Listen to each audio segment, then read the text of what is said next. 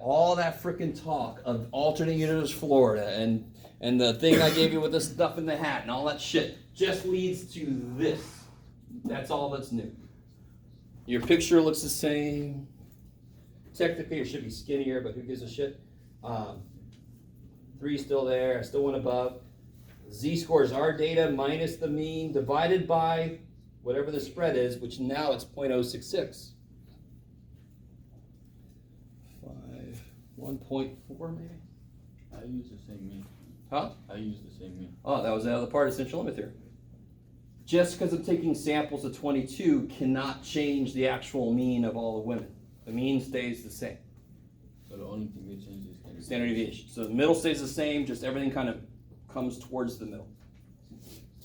The limit is the center, so it moves towards the center. So what do you guys get for that? I think it's like 1.52. 1.52? Then if you look that up, 93.57.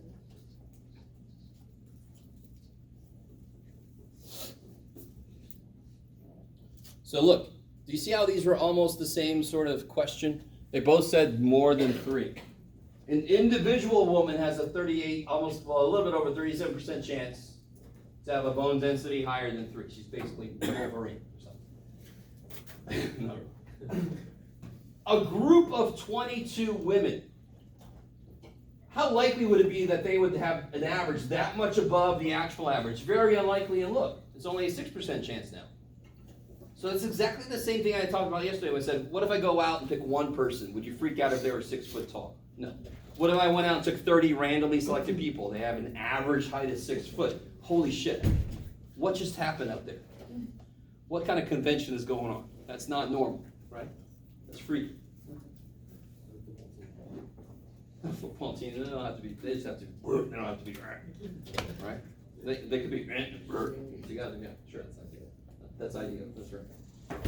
Even basketball player, Muggsy Bogues gave me hope. Bud Webb even better. All right, so you guys try out number 2.